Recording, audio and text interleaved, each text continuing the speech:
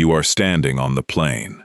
Across from you, 40 meters away, is Menelaos. He is larger than you expected. You have seen him from the walls, from the safety of the walls, a distant figure in the Greek formations below. From the walls, he was one soldier among many. Down here on the plain, 40 meters away, with nothing between you and him except the space you are both about to cross, he is very large. He is also very angry. Not the hot anger of a man surprised, the cold anger of a man who has been waiting for this for 3 years. 3 years of war. 3 years of his men dying. 3 years of the thing he came for being, inside those walls while he stood outside them. He has been saving this anger, keeping it specific and directed, and ready. He is ready. You agreed to this. This is the thing that is difficult to hold on to right now, with Menelaos 40 meters away, and his anger visible from here. You agreed to this. When the Trojan herald went to the Greek camp and proposed the duel, Paris and Menelaos, winner takes all. Helen and the treasure return to Greece if Menelaos wins. The Greeks leave Troy forever if Paris wins. You agreed. It seemed like the right thing to do. It seemed, in the council chamber with your father and your brothers and the elders, like the honorable resolution, one man's life instead of thousands, a duel instead of a war. You proposed it yourself. You stood up and you said, "Let us end this between the two of us." Your father looked proud. Hector looked surprised. Now Menelaos is 40 meters away, and he is very large, and he is very angry, and you are on the plain. This is a story about a man who knew his own limits. Paris is one of the most criticized figures in the Trojan War tradition. He started the war by taking Helen from Sparta. He did not fight as a warrior of the front lines. He preferred the bow, which ancient values considered less honorable than close combat. In the Iliad, Hector openly criticizes him, calls him a pretty face with no substance, shames him back to the battlefield when Paris retreats to his room. Paris is the beautiful man who caused an enormous thing and proved unequal to the thing he caused. And yet, Paris proposed the duel. He stood in the council and said, "Let us end this between Menelaos and me." He went down to the plain and faced the man who had every reason to want him dead. He did not perform well. He lost the duel, was rescued by Aphrodite, went back to the palace. But he went. He stood on the plain. He tried. The question of Paris is not whether he was a great warrior. He was not. The question is what it looks like from the inside to be a man who is not equal to what he has caused, who knows he is not equal to it, and who lives in the shadow of a brother who is everything he is not. Paris is the lesser son. He has always been the lesser son. The war has made the lesserness visible to everyone, including himself. His name was Paris, also called Alexander. He was a prince of Troy, son of Priam and Hecuba.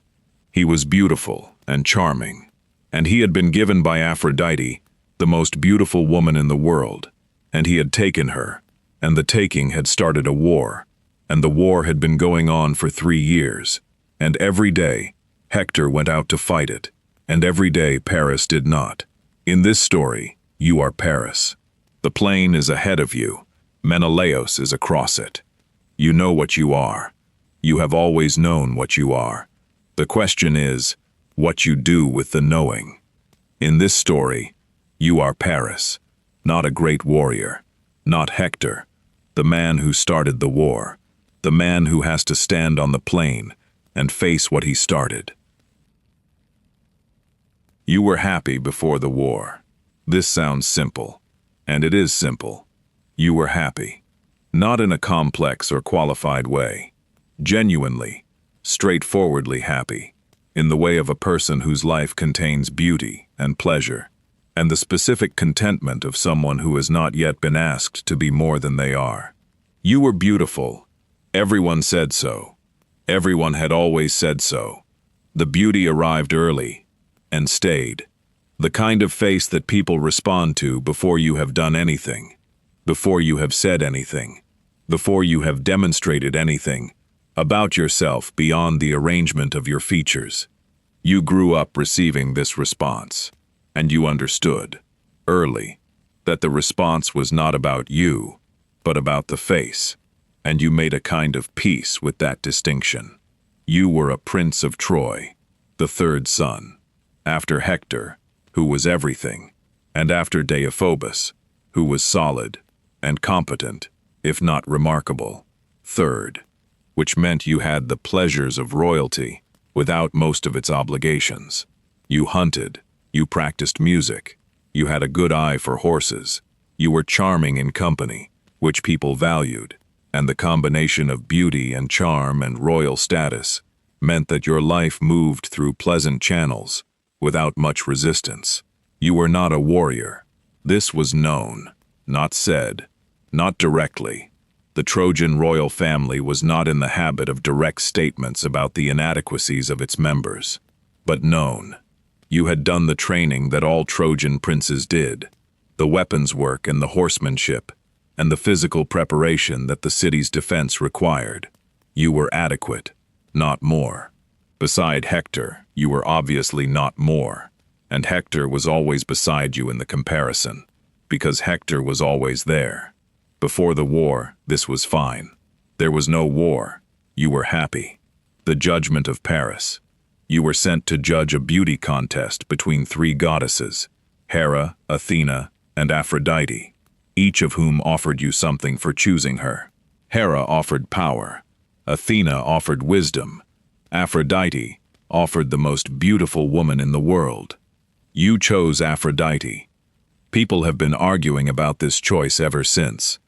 The argument is usually, you chose pleasure over power, beauty over wisdom, the short term over the long term. This is true. It is also true that you were a young man who had been given beauty as his primary characteristic, and who was asked to choose by three goddesses who were using you as an instrument of their competition.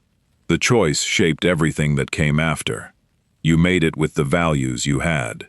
The values you had were the values your life had given you. Helen was real. This needs to be said, because the story of going to Sparta and coming back with her has, over the years of the war, acquired the quality of something abstract. A cause, a casus belli, the thing that started everything. Helen the symbol, Helen the reason. She was real. You met her in the palace in Sparta, and she was a person, not just a face, a person with opinions and humor and the specific quality of attention that intelligent people have, the quality that says, I am actually listening to you, not performing listening. She was genuinely interested in things. She asked questions. She laughed at things that were actually funny, rather than at things that people expected her to laugh at. You fell in love with her, or Aphrodite made you fall in love with her. The distinction matters, and is also impossible to fully make. The goddess had promised you the most beautiful woman in the world, and the goddess's arrangements are not without influence on the people inside them. But the feeling, the specific feeling of being in the same room as Helen and wanting to be in no other room, felt genuine. It felt like yours. You brought her to Troy. The voyage was good. The sea was calm. The goddess's favor evident in the weather. And you sailed with Helen and the treasure and the knowledge that you had done the thing you came to do, and that what came next would be sorted out by people with more experience of sorting things out. What came next was a war. You had not fully reckoned with the war. Priam received Helen with a dignity that surprised you. Your father was not a simple man. He had been a king for a long time, and kings who survive long accumulate a specific kind of wisdom about accepting what cannot be changed. He had agreed to keep Helen. He had decided, for reasons that were partly political and partly paternal and partly something you could not fully read, that Troy would not return her. He made this decision, knowing what it would cost. You were grateful for the decision, and also aware that the cost was being paid by everyone except you, which is a specific kind of debt that has no repayment schedule. Hector did not say it directly. This was Hector's way. He was not a man who said the direct, hurtful thing when an indirect approach was available. He came to your room in the first year of the war, and he sat down, and he looked at you with the specific look that older brothers have for younger brothers, who have done something that has consequences the older brother is managing. He said, "The city needs you on the walls," not, "You caused this war, and you should be fighting it," not, "I am going out every day to fight for the thing you brought home," not, "Every man who dies on the plain is dying because of a choice you made." He said, "The city needs you on the walls. You went to the walls. The walls are not the same as the plain. On the walls you can shoot your bow. You are genuinely good with a bow. This is the one martial skill you have that is real and not merely adequate. From the walls you can contribute. You can kill Greeks from a distance, safely, with the weapon that suits your capabilities. The plain is different. On the plain you are face to face with men who want to kill you and who are better at the business of killing than you are. This is the truth. You know it about yourself. The bow is distance. The plain removes distance. Hector goes to the plain every day.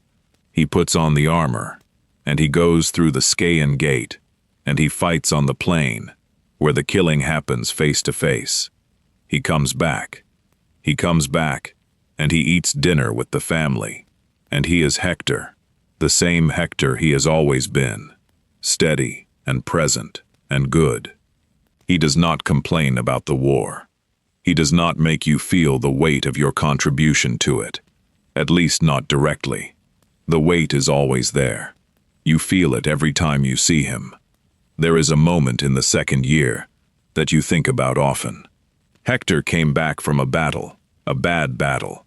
The Greeks pushing hard that day. Trojan casualties significant.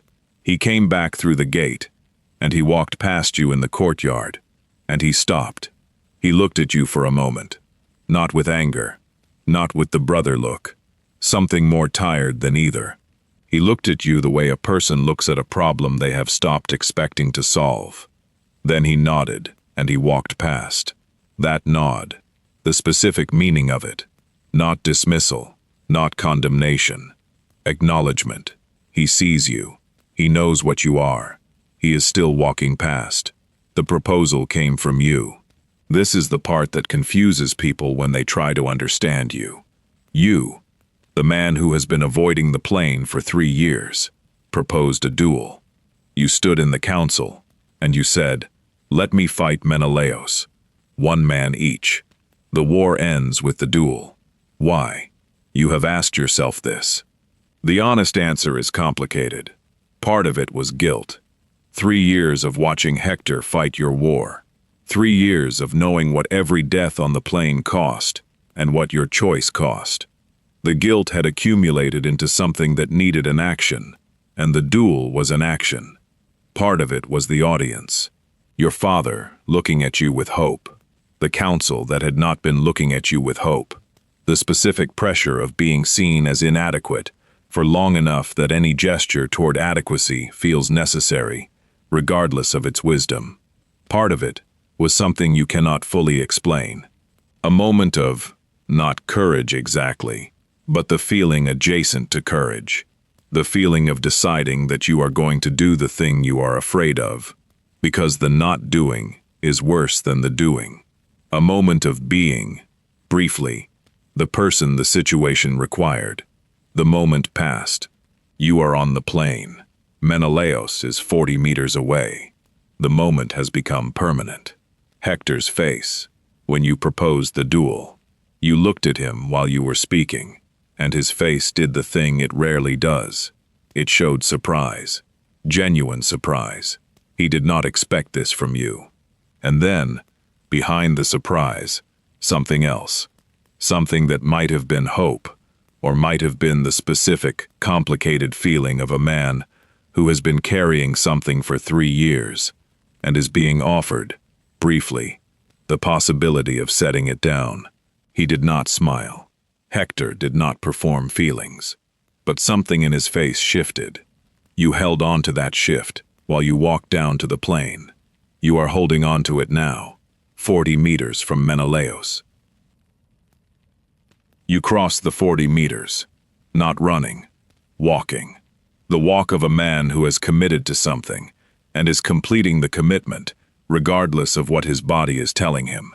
Your body is telling him several things, none of them encouraging. Your heart is doing what hearts do under mortal threat, accelerating, sending blood to the extremities, preparing the organism for the action it may need to take. Your hands are steady. You concentrate on your hands. You throw the first spear. You have practiced spear throwing. You are adequate. The spear goes where you intended it to go, which is at Menelaos, and Menelaos deflects it with his shield, in the way that a man who has been fighting wars for decades deflects spears, efficiently and without evident concern. Then Menelaos throws. The spear hits your shield and drives through it. This should not be possible. The shield is good, well made, Trojan craftsmanship. Menelaos threw hard enough that the spear went through it. He is very strong. You knew he was strong. The knowing did not prepare you for the physical fact of a spear coming through your shield. He draws his sword. He closes the distance between you. He is fast for a large man. You did not expect this either. You draw your own sword, and you manage 2 exchanges. Actual combat, actual blade against blade, the thing you are not equipped for. And in the second exchange, his sword catches the crest of your helmet, and you go down. He grabs your helmet. He grabs it by the crest, and he starts to drag you back toward the Greek lines, toward whatever comes after this. The helmet strap is across your throat. In the moment Menelaos is dragging you by the helmet, with the strap cutting into your throat, and the ground moving beneath you, and the Greek lines somewhere ahead, you understand something. You understand that you are going to die, not as an abstract future possibility, as an immediate present fact. You are on the ground, on the plain, before Troy, being dragged toward the man who has every reason to want you dead. The goddess has not intervened. The crowd is watching from both sides. This is the consequence of the choice you made 3 years ago, and the plain is where it ends. You understand this completely, and in the understanding, there is something that is not peace exactly, but is adjacent to peace, the specific clarity of a moment when everything that was complicated becomes simple. The helmet strap breaks. This is what Aphrodite does. The strap breaks, and the helmet comes away in Menelaos's hand, and you are no longer being dragged. You are on the ground on the plain, and Menelaos has your helmet and not you. And in the moment of his surprise at holding an empty helmet, you are gone. Not run, gone. The goddess moves you. This is how it happens in the divine arrangement.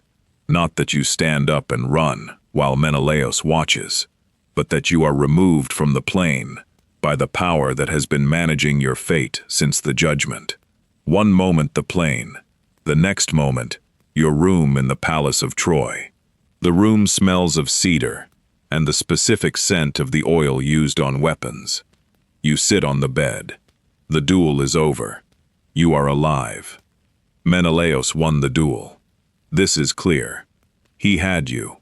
The goddess intervened, which is the goddess's prerogative, and which happens in wars. Divine intervention is a fact of the world you live in. But the duel was won by Menelaos. You know this. Everyone on both sides of the plain knows this. The duel that was supposed to end the war has ended with the goddess taking you out of it, which means the war continues, which means everything continues, because of you. Again, Helen comes to the room. She has been sent by Aphrodite. This is how the ancient account describes it. The goddess compelling Helen to come to Paris after the failed duel. Whether it is divine compulsion or her own choice, or some combination, She comes. She stands in the doorway, and she looks at you sitting on the bed in your armor, with the sweat of the duel still on you, and the specific look of a man who has just survived something. She looks at you for a moment, before she speaks.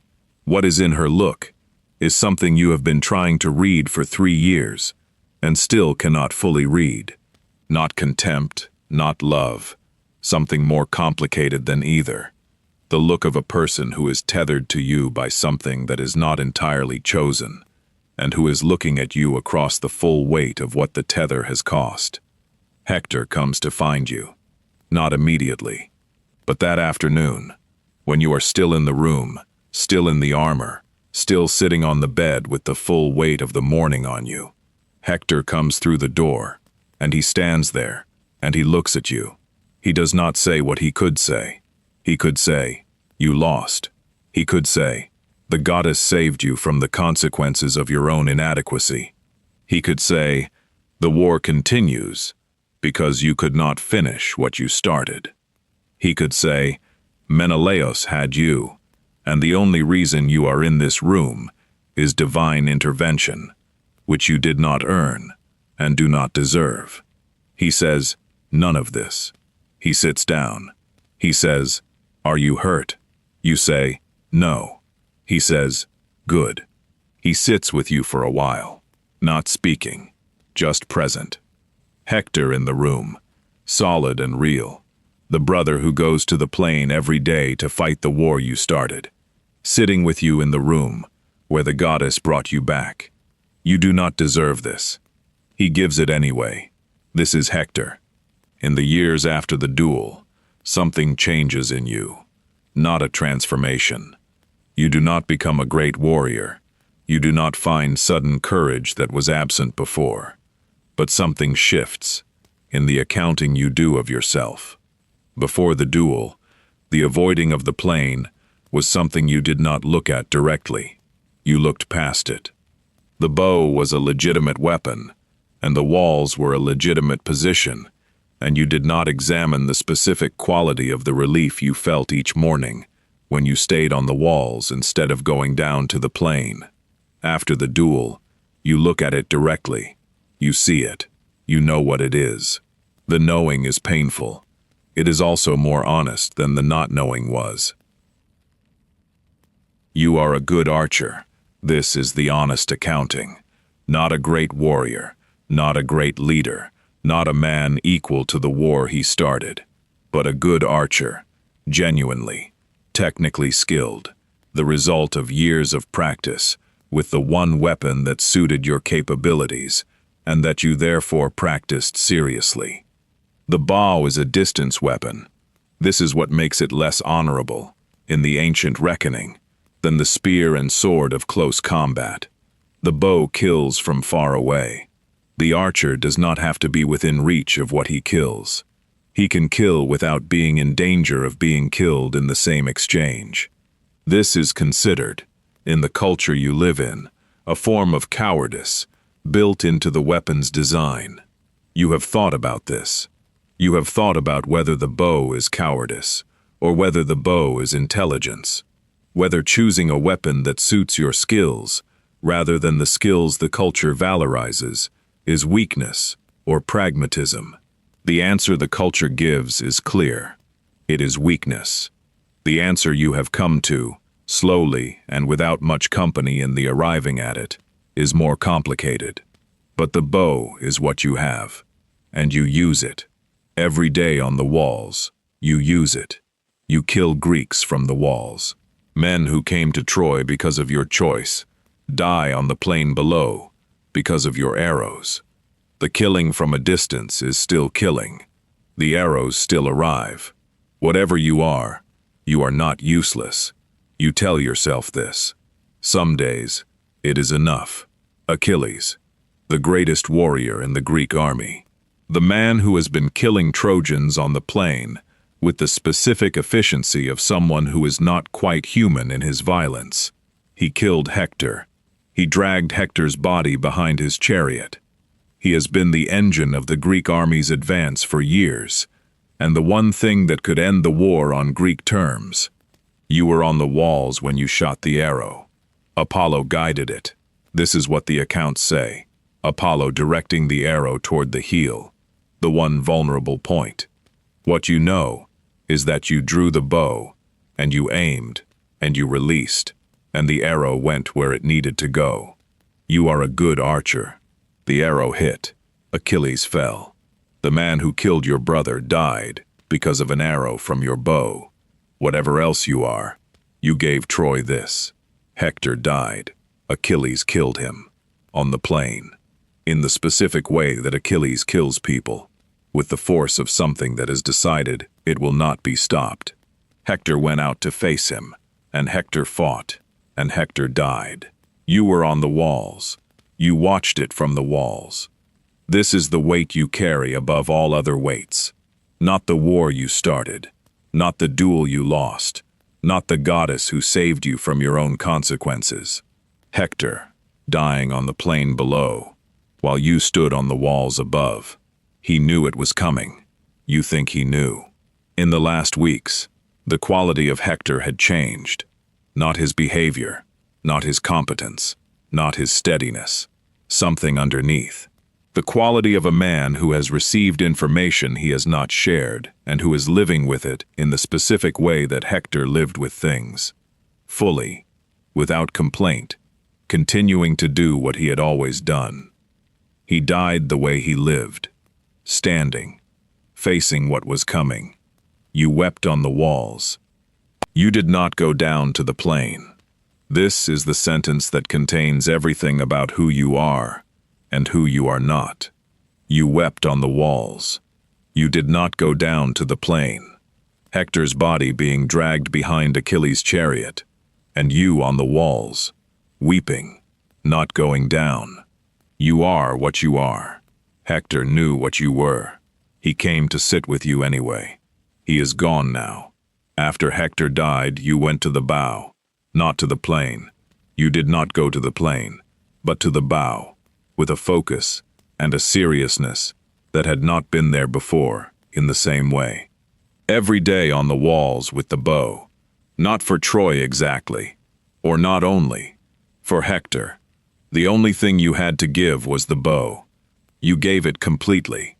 You became, in the months after Hector's death, the best archer you were capable of being. And then the arrow found Achilles. You do not know if Hector would have considered this enough. You know it was what you had. You are not Hector. You have always known this. The war made it visible to everyone, which is different from knowing it privately. But the knowledge itself is not new. You are the lesser son, the beautiful one, the charming one, the one who brought home the wife who started the war, and then stood on the walls while his brother fought it. You are also the one who proposed the duel. You are also the one who went down to the plain when you were afraid. You are also the one whose arrow killed Achilles. These things exist in the same person. The lesser son who proposed the duel. The man who lost the duel and was saved by a goddess. The archer, who killed the man who killed his brother.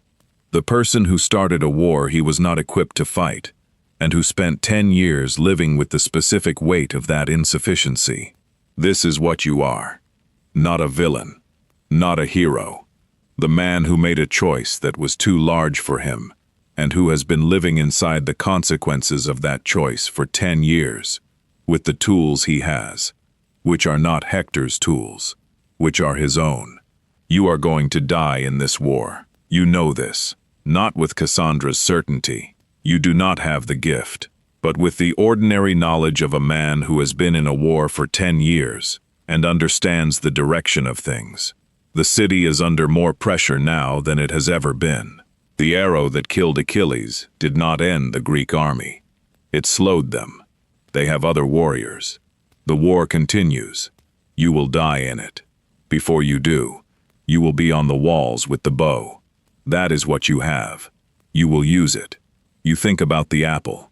The moment at the wedding of Peleus and Thetis, long before you were born, when Eris threw the golden apple into the gathering of the gods, and the apple was marked for the fairest, and 3 goddesses wanted it, and Zeus refused to judge, and sent the judgment to you, a mortal prince on a mountain, far from the consequences. You did not choose to be the judge. The judgment came to you. You made the choice the goddess prepared you to make. Everything that followed, followed. The chain of consequence runs from an apple thrown at a wedding by a goddess of discord, through your judgment, through Helen, through the ships, through 10 years of war, through Hector's death, through your arrow finding Achilles. You are in the middle of this chain. You are not its beginning or its end. This does not remove your part in it. But the chain is longer than you are. The morning comes. You are on the walls. You are always on the walls. This is the routine that has defined the war years. Up before the light, to the walls, the bow strung, the quiver full, the position that gives you the view of the plain, and the range, and the purpose that you can fill. You are good here, not good enough, never good enough for what the situation required, never the man the war needed, never Hector, but good enough to be useful, good enough to contribute. The plain below is the plain below. You have been looking at it for years. You know it the way the archer on the other wall knows it. The distances, the light at different hours, the way the ground rises slightly in the center. You know where a man on the plain is at the edge of your range, and where he is within it, the arrow on the string. Your fingers know this. The specific tension of the drawn bow, the familiar resistance of the weapon that suits your capabilities, the one thing you are genuinely good at. Your fingers know it, the way a craftsman's fingers know the material they work with. You stand on the walls. You look at the plain. You are not Hector. You know this. You are here anyway. With the bow, with what you have, with what you are. The morning light comes up over the mountains. The plain waits. You draw. Close your eyes. You are not Hector. You proposed the duel anyway. You went down to the plain. Your arrow found Achilles. A note of history. Paris, also known as Alexander, was a prince of Troy in ancient Greek mythology, the son of Priam and Hecuba. His judgment of the three goddesses and his taking of Helen from Sparta are presented in ancient sources as the causes of the Trojan War. He is consistently portrayed in ancient literature as less admirable than his brother Hector, beautiful, but not a great warrior, responsible for the war, but not equal to fighting it. The duel between Paris and Menelaos is described in Book 3 of Homer's Iliad. Paris proposes it himself. The two men meet on the plain. Menelaos wins. He has Paris by the helmet and is dragging him when Aphrodite breaks the helmet strap and removes Paris from the plain, transporting him back to his room in Troy. The duel's inconclusive end means the war continues. The gods who favor the Greeks refuse to let the duel's results stand. Homer's Iliad depicts Hector criticizing Paris repeatedly, and with some bitterness for his avoidance of the front lines.